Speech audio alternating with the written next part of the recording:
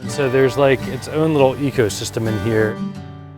What's up guys, and welcome to another episode of El Jardín Perdido. Today we're talking about happy accidents.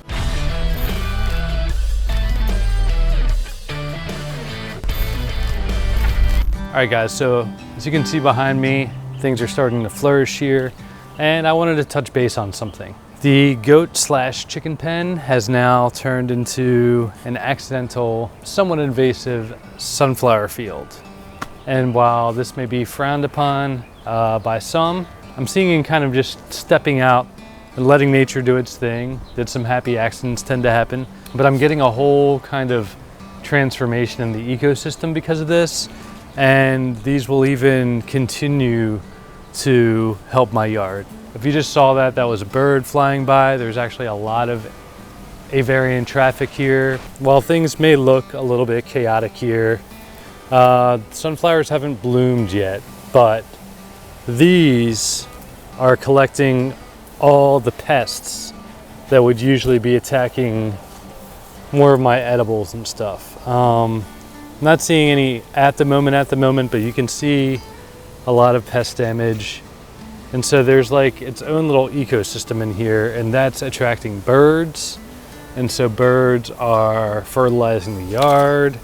They're just nice to have around. They're eating other insects. I haven't had any issues with them messing up my garden. But yeah, these birds could be because we don't have feral cats hanging around, which has posed some other issues like some mice and stuff like that. But in a few weeks' time, all these are also going to flower and bloom, and that's going to feed my bees. So while it looks a little bit chaotic, it's kind of enriching the soil too. And when all that's said and done, I'll let them reseed. Birds are gonna continue to eat the seeds. They're not insanely viable for human consumption. The seeds are really small. I may pick out a couple of them, but the seeds will go to the birds. And so I think the birds know that. They're hanging around, they're eating the insects. These are attracting insects. And when it's all said and done and this is dead, probably do a chop and drop. I've kind of been doing that along the way and thinning things out so that they can grow a little better. But I don't know, this occurred to me that sometimes letting go a little bit, I will say they're somewhat invasive. I have them in other beds, but I'm using them as trellises in some of these other beds, thinning them out, chopping and dropping. So while some things may look problematic at first glance, all right guys, I wanted to make this video short, sweet, and to the point.